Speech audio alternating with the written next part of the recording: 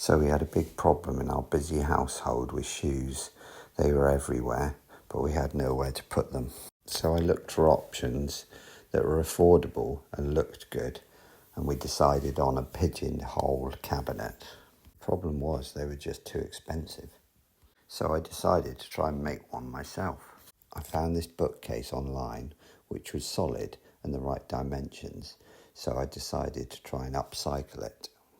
So it's time for a bit of upcycling. I've managed to get hold of this solid pine bookcase. I'm going to upcycle it and make some shoe storage out of it.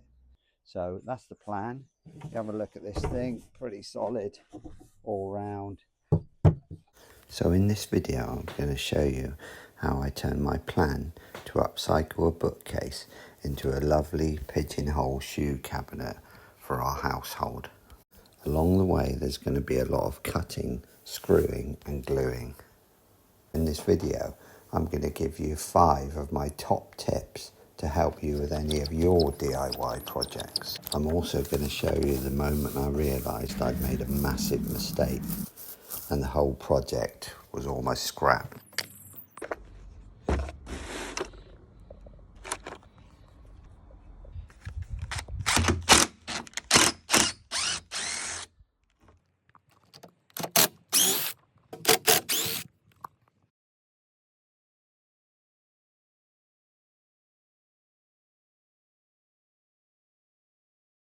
So I've worked out one of my boots comes up to about here. So I'm going to work out what the trainers do and then equally divide the rest of the space up for those sections.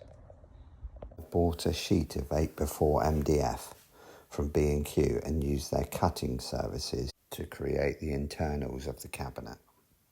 Set up down here with a chop saw to cut them to length. I'm going to do 2 at a time. Top little tip, just to make sure when you're cutting they don't move, I clamp them at the end there. So aligned at the end here and on the sides. When you're happy, clamp them, and then when you're cutting, the bottom one or the top one won't move independently of the other one.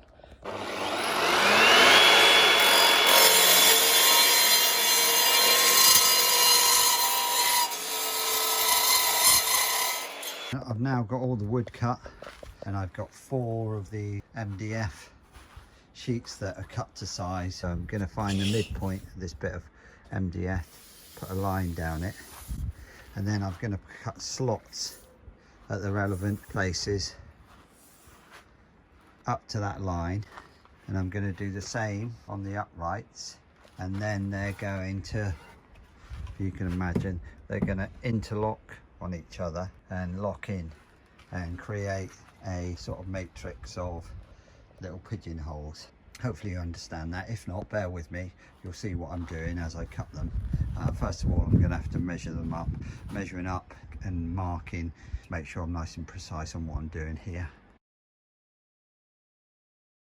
Here's a little tip for you guys when you're marking up. So if you want to mark out sort of equal lengths of stuff along a particular piece, then instead of using your tape measure multiple times, which can be awkward, just cut a piece of wood to the exact length and then use that measuring up and marking, if you can see. So I've used that for marking, and then as you go forward it's going to be exact every time.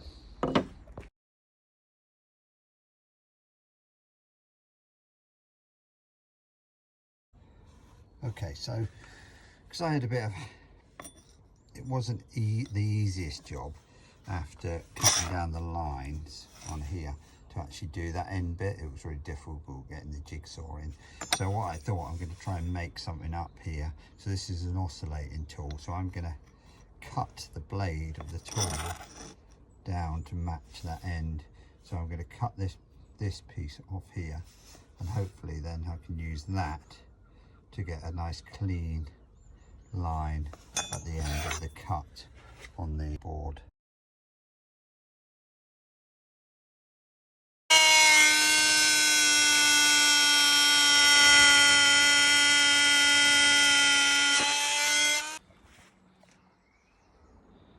So last time when I cut this, I struggled to see the lines as I was cutting it because of the dust, so I'm going to get a fan on it this time, top tip, to blow the dust away as I'm cutting.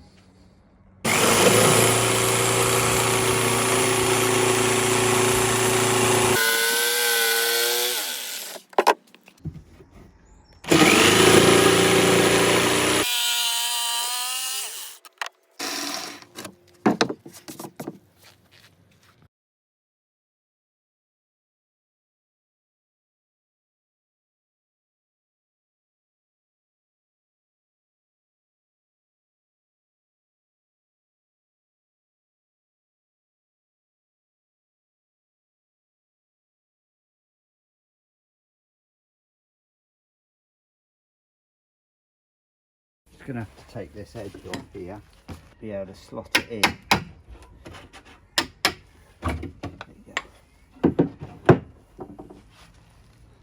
Come out to join me. Stan's helping. Likes to help out in all the projects, don't you, Stan?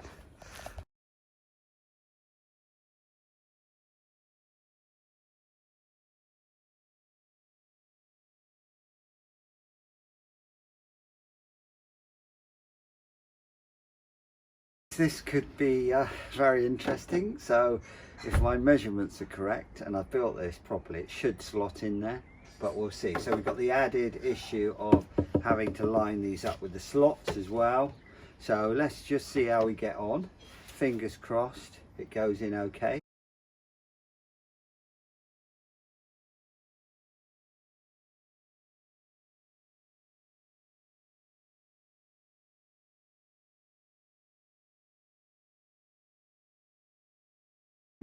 Oh dear, nightmare. I've made a bit of a miscalculation that's going to set me back a fair bit. I'm going to have to take a couple of backward steps. Let me show you what I've done. So that is supposed to go in there. These are a bit smaller. They were going to go in there or in there. Now I've measured up for the shoes, which just worked out perfectly, to be fair, but what I didn't measure for was the plinth. So I'm going to put a plinth on the front here, which will probably be a couple of inches, and it'll bring the level down to there, which is then going to stop the trainers going in and out. So limited options, we've only really got one. We take the whole unit out and we take out all of these uprights.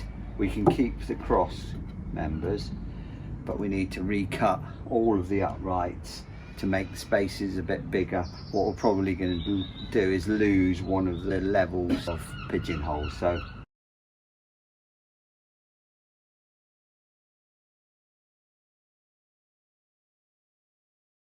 right, we're back to where we were. All the new measurements done, cut and put together. So I'm going to put it back into the frame now and see how it fits.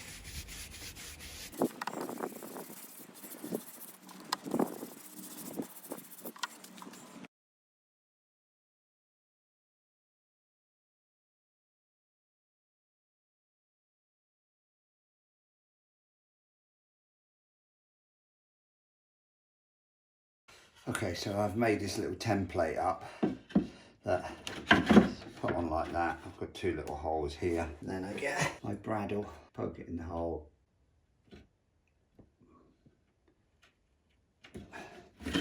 Make a couple of little marks. So I've now got a little hole there and a little hole there. So we get our little cabinet label holders.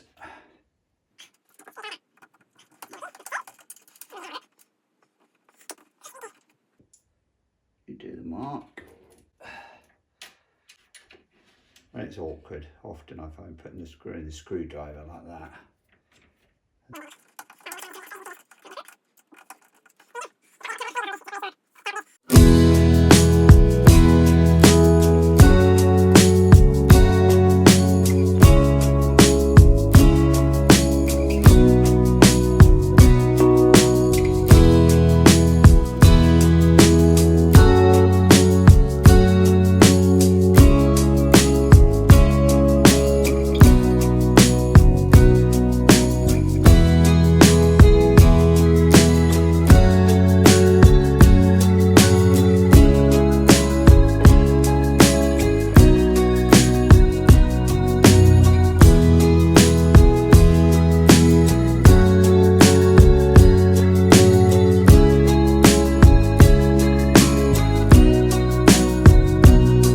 As always guys, if you like the video, please give us the all important thumbs up down there and consider subscribing to the channel.